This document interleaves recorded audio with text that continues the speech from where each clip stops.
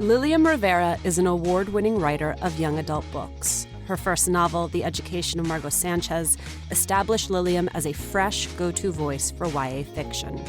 Her latest, Dealing in Dreams, is a dystopian novel that follows an all-girl crew as they fight for survival. Like her characters, Lilliam has faced hard choices about who she is, what she wants, and what she's willing to sacrifice to get it. Lilliam, welcome back to New York City. Thanks. I'm really happy to be back home. So, my fellow nerd, what did you read growing up? Oh, man. I read all the coming-of-age Judy Blume books. But then I also read A Clockwork Orange and The Outsiders by S.E. Hinton, Frankenstein. I kind of liked all those things. So I was like, I would read everything and anything. Did you have a favorite Latina character or author? Gosh, I didn't get into anyone who was a Latina author until I was in college, and that would be Sandra Cisneros. Mm-hmm. And then Junot Diaz's collection of short stories called Drown, that kind of like woke me up and made me think, okay, the possibility of me being able to write, to be a fiction author, even though it took years after that. But had it occurred to you between your childhood and college that you were reading books where the characters didn't represent you in full? It felt to me like I was reading science fiction in a lot of ways because it was so outside of my own childhood, you know, growing up in the Bronx. So I was like, wow, this is what's it like in Wyoming? Like, you know, so, and I was accepting of it. Like, I was just like, okay, cool. This is a different life. You know, I was really aware of the fact that there weren't any Puerto Ricans or any Latinos in any of these books, but I was still accepting of it until I got to college. And then I was like, oh, wait, there's only 3? Like now there's a little bit more, but not much. The early part of your career is focused on nonfiction journalistic writing. Yeah, because there weren't that many authors that I could turn to and say, oh, I want to be that person. When I was growing up, I was like, well, I could be a journalist. Like I loved writing. I knew that was the only way I could cope with all kinds of stuff. And so I decided to become a journalist because an English teacher saw something in my writing and he knew that I had some sort of talent, and he forced me into the high school newspaper. And then I started, and then I just started, you know, doing the journalism thing. Got an internship at Rolling Stone, worked at Latina magazine, the first women's lifestyle, bilingual lifestyle magazine. And I just went that route. So it was easy for me to like focus on other people. I didn't have to really focus on myself in a way. What skills did you take from that period of time that you still use today? Oh, deadlines. I don't mess around. I hit my deadlines because that's, you know, if you're a journalist, you have to hit those deadlines if you're producing daily content. So to me, it's like journalism really instilled deadlines, and my words are not like jewels. You know, I just produce it. I'm not afraid to have people like workshop my stuff. I produce and I rework and rework. Tell me about the moment you decided to try writing fiction professionally. One of the magazines I was working at folded, and I had That's so dark, Lily. I know. I was like, it's journalism. You know, you just bounce back because there's always another magazine. But it happened to me. And then I was just like, oh, I have a break. This is an opportunity for me. So I decided I was going to write a novel. I wrote a novel very quickly. In 90 days, I wrote it. And then I rewrote it until it became The Education of Margo Sanchez. And then you sold it, and then in your own mind, you became a professional writer? No, I felt I was a writer in the sense because I had bylines. But when I became an author, that was when I sold that book. Honestly, when I saw the book in the library, that's when I felt like that it was real. Any kid like myself could just, you know, my younger self could have just gone to the library and asked for that book. As you were writing Margo Sanchez, were you also maintaining a side hustle? I'm always hustling. If there's key for survival, it's always hustling. You know, I used to freelance. I don't freelance anymore, but I always used to freelance. I was writing fashion copy, fashion editor, entertainment editor, celebrity interviews, all that stuff. So I was always doing that while I was like, you know, having the book come out. How did you land on YA as a genre? It was really easy for me to capture that voice. I felt like every time I would write any kind of fiction, it would always come from that young person's point of view. And I really love it. It's exciting to me. It's like the discovery of first, the first time you kiss, the first time you feel shame, the first, you know, all these like firsts. And I love being able to like continue working in that genre. Oh my God. My hands are sweating because there's no amount of money you could pay me to go back to that period of time. You don't want to think about that. It's like, yeah, no, I love it. I love being able to like mine that. And the great thing is I speak to a lot of young kids now whenever I'm traveling for books. They're so hopeful and eager and yes, they get it right off the bat. If you're able to capture that voice, they'll love you. And if you don't, then they'll know that you're fake. Maybe that's why it makes me so scared.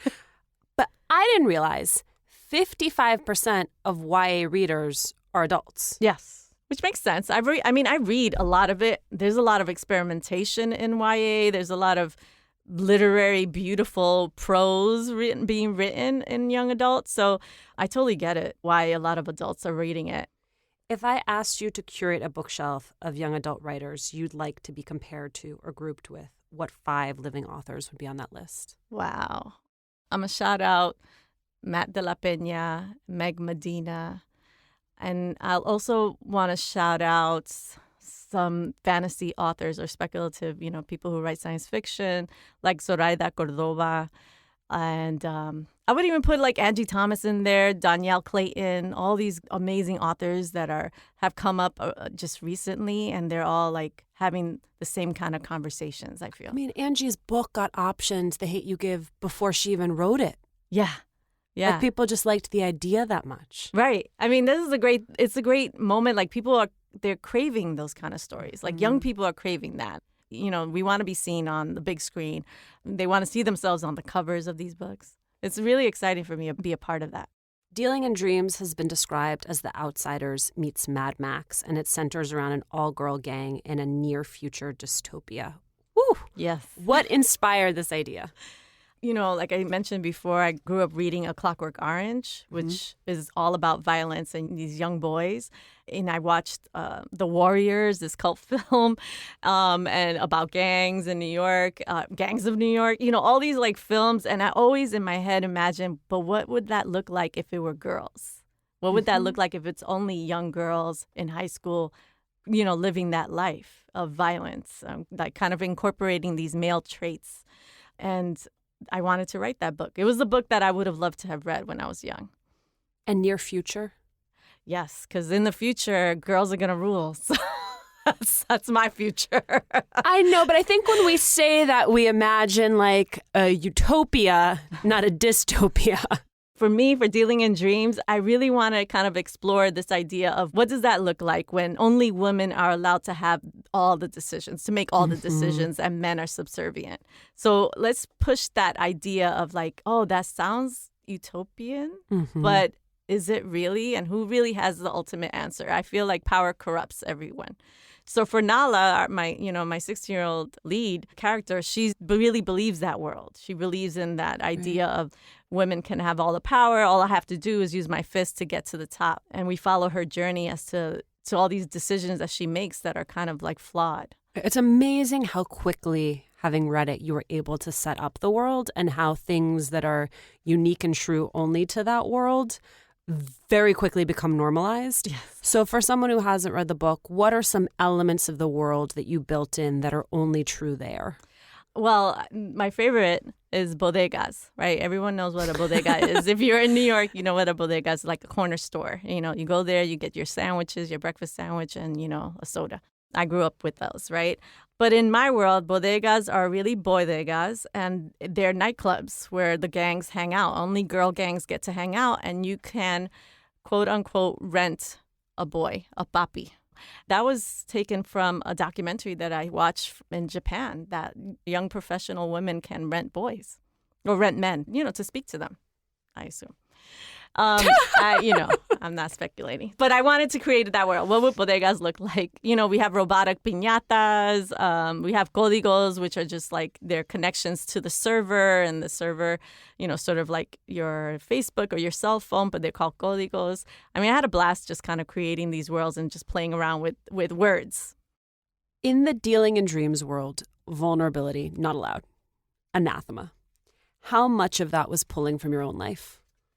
Yes, I love this idea of you have to be hard all the time. Like, I think because I grew up in the Bronx and because I grew up in the housing projects, there wasn't a lot of room for being soft. You come in always hard. And, being soft is being vulnerable, and you don't have time for that because, it's a harsh world and you got to make it and all those kind of like cliches. But in a lot of ways, it's the way I grew up, right? And I would argue that the softer a kid you naturally are, the earlier and the more often that message is given to you. Oh, yeah, for sure. And the weird thing is I grew up, it's 2 sisters and my 3 brothers, but I learned like, oh, you have to be hard for my brothers, So I love that idea. So I wanted to really write about that. And I feel for a lot of young people of color, there isn't room for failure. So there's this added burden of you have to be hard and you have to succeed no matter what, at what cost. Hey, since you like our show, I want to take a minute to tell you about something new and exciting. Think about all the people you know, then all the people that they know. All of those relationships form a complicated, interconnected web. Wonder Media Network's brand new show, Web of Women, dives into what makes us who we are as individuals and communities. The host, Jenny Kaplan, starts things off by interviewing 4 women she knows from different parts of her life.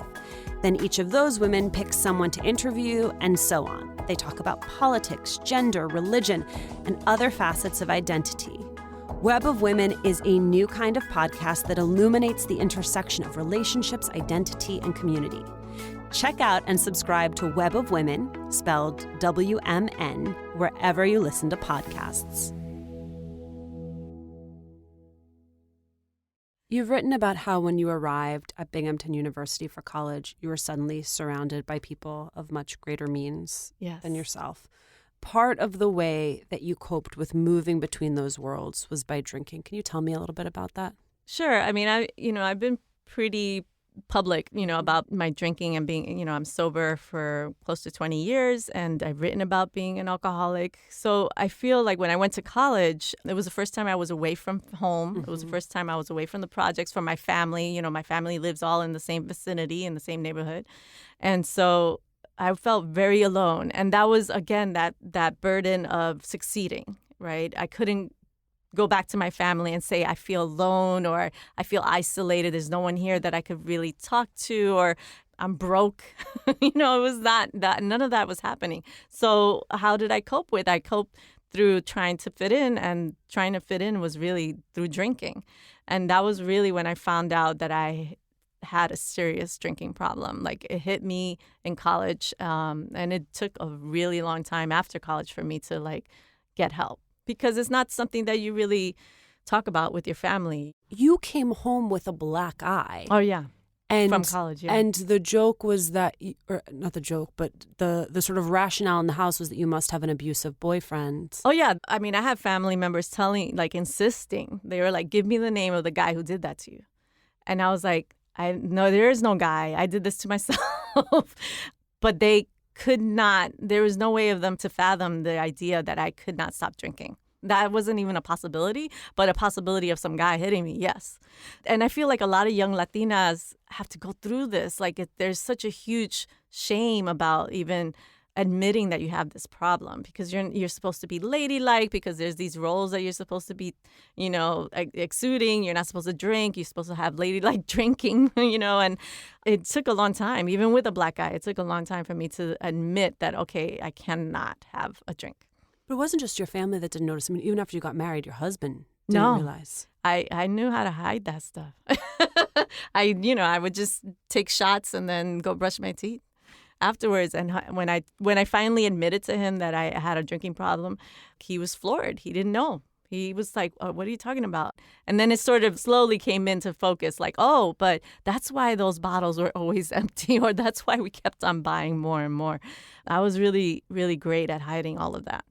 It strikes me in your retelling of the story, though, that the way it starts with him is that he realizes more your depression than anything else, and that somehow your instinct isn't to admit the drinking initially. It's rather to pin it on the marriage and say that you're unhappy in the marriage. Oh, yeah, for sure. If everything's falling apart, then I can figure out a way of an excuse for it. Like, oh, then it's probably this relationship, or it's probably because I moved from New York to L.A. It's L.A. It was always something else until I was, until I really did feel like I was in a corner and I could not hide the fact that I was falling apart. There was no way around it. So in a great way, if someone asks me, oh, how you doing? There's sometimes I'll just tell them how I'm doing. Like I can't hide the fact that I'm sad, or I'm like, oh, I'm feeling down or whatever. I'm honest about it to the point that, because it'll save me. Like I can't hide behind this pretend. It's easy to hide behind all that stuff because of Instagram and social media. For sure, I buy into it, but sometimes I'm like low. Yeah, no, a public success and a private mess. Yes. I buy into it, believe me, because I love Instagram. I love pretty pictures of, I like to document that life. I think positive is good. But I also, if you follow me on Twitter, I also talk about like, I have to write another book. I don't know what I'm doing. Like I still don't know what I'm doing. 20 years into this, have you talked to your family about it? No. I mean, I talk to them in the sense that they know that I don't drink. Everybody does. In my family, they all know. They are aware when I'm in a family of functions that I'm not going to drink. But it's not a topic that anyone talks about. And this is the same in general. If I talk about it in public, people will come up to me afterwards, or they'll send me an email and say, hey, I have a friend, or I'm struggling, and I will gladly tell them my experience about it. So it felt really liberating to write about it, and it felt scary as well. Of course. Yeah. But I'm glad I did it. I'm really open about it. Your first book, The Education of Margo Sanchez, you wrote both the first book and the second book, each in 90 days. Oh, yes. Yes. What? Yeah, that's crazy. There's an author who's my mentor, or used to be my mentor, Al Watt, and he does this thing called the 90-day novel. And I took his class, his workshop in LA, and it really is like every single day he just sort of like, you write every single day for 90 days until you have a finished draft. I mean, by the end of that draft, depending on how many words you produce every day, you will have a full novel. And so I've done that for both Education of Margo Sanchez and for Dealing in Dreams. Mind you, I mean, it's a rough draft. It's terrible, but it's a great skeleton for me to start. And then the rewrite process takes years for me, Okay. So it took years for both books to like just finally get it to where I liked it. But producing content or writing fairly quickly, I try just to get out of my way and just write it and let it be. I would find writing a book in 90 days impressive for anyone, but having just written my first nonfiction book as a mom, Right. That's the part where I don't know how you crank that out in 90 days. Because I was a mom, it felt even that much more pressure to produce in a way, because I didn't want, there was a lot of people who were coming up to me, especially for Dealing in Dreams, when I was writing that book or rewriting that book, were like, oh, well, now you got 2 kids. You might as well just forget about that lifelong That's dream. the quickest way to get me to do anything. Right. It's like spite. Like I'm all about rage writing. Like let's just rage write all day. I'm like, you telling me I can't do it? All right, here I go. So, for me, that was the way it was for both those books. But does that mean you also have to be less precious? Like, does that mean you're standing in the grocery line writing? Does it mean you're at soccer practice? It's me in my car. I can tell you how many times I've written in my car. I will have my laptop. I'm waiting for someone to get out of practice, and I'll just be writing. I'll find the library. This is the best thing, is to find the nearest library, because I don't like to go to Starbucks a lot, and all those kind of coffee places. I just want to go to a library and just work. And so I'll find a library nearby and I'll just stay there. I found, though, my home is lethal for me, because there's a part of me that's like, I should be folding laundry. I should be loading the dishwasher.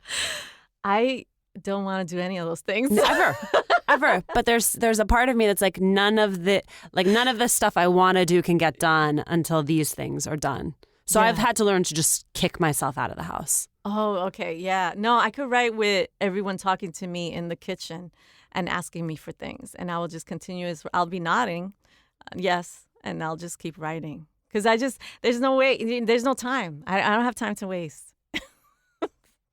It feels like a lot of writers spend the bulk of their time avoiding writing. Yeah. And so I wonder, what do you do with that time? I go to museums. I know it sounds corny, but I do. Art feeds, So to me, if I go to a museum, that feeds my fiction. If I just take a walk, you always have to be observing people. So I just need to walk and watch people. New York is great for that. LA, not as much, but I find ways to do that. I like to go see movies and watch Bad Bunny. If anybody wants to buy me a ticket to Bad Bunny, I would go. Yeah, that's a character study I want. I know. I hear a lot of writers say that one of the most critical parts of becoming a better writer is becoming a better reader. Mm-hmm. Do you agree? Oh, yeah, definitely. If you're not reading, how are you going to be a writer? I'm constantly reading. You have to find out what's happening, what people are writing, and then you also just have to be informed. If I want to be a poet, I'm going to read all the poets. I'm going to read the contemporary ones and the ones who made history. So then I could start being a poet, start writing poetry. It's the same way with the young adult. It's the same way with literary fiction. I'm just going to read as much as I can so that I could, get better at my craft. The education of Margo Sanchez is often compared to Pretty in Pink. Dealing in Dreams is compared to The Outsiders. It feels like a lot of your work is taking the cultural references that we grew up with and reimagining them with people like us included. Yes, that's what I want. I want all those things that I kind of grew up with, watching and imagining myself as the title of those, of those books. I want to recreate those, into my world, a world that's only mostly people of color. So yes to The Outsiders, yes to Pretty in Pink, coming of age stories. So which worlds do you still want to recreate? Oh, man, I want to do aliens coming down and invading the city. And what does that look like for young people of color? Because, maybe you've seen Attack the Block, which is a great movie. And there's the Star Wars, all these all the movies that Tom Cruise stars in, right? He's done all of them. And I'm just like, I want to see what people of color would look like. What would that look like if that happened in your city, in your neighborhood? Why? What do you think about it would be different? Oh, man. I just think about Los Angeles itself. Where I live right now is right next to a high school. A lot of, brown and black kids come to that high school or, come in like through the buses. And then it's originally an Orthodox Jewish neighborhood. And then there's a lot of sneaker stores aligned on Fairfax. So a lot of young hip hop, people just, lining up for these sneakers. So there's this really interesting thing that's happening in that neighborhood of people who maybe don't have some money or don't have money or spending a lot of money on sneakers. And then Orthodox, Jewish young girls or boys who don't talk to any of these kids. And it's all in there. What if an alien invasion happened in that neighborhood? I feel like this is meta commentary on gentrification. Oh, yeah. I feel like that's all I talk about. Like, it's like, yeah, future gentrification. What does that look like? I'm constantly thinking about history of buildings and the imprint of that history and what does that look like in the future.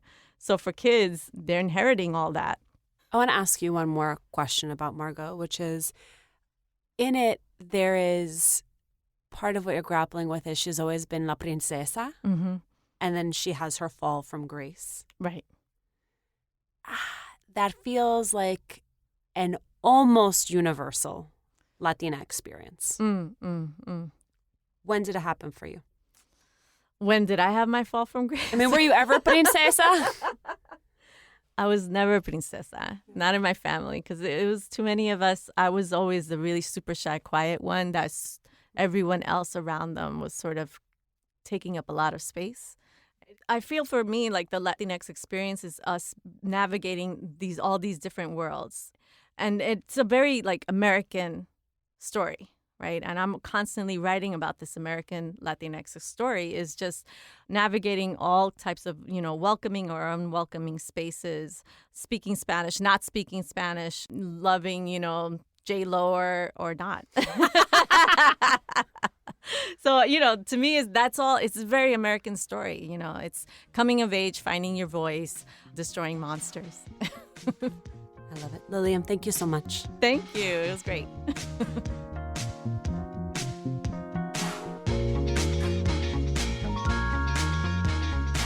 Thanks for joining us today. Latina to Latina was originally co-created with Bustle. Now the podcast is owned and executive produced by Juleka Lantigua Williams and me. Maria Muriel was the sound designer on this episode. We want to hear from you. Tell us who you want to hear from and how you're making the show a part of your life. Email us at hola@latinatolatina.com. Remember to subscribe or follow us on Radio Public, Spotify, Apple Podcasts, or wherever you're listening.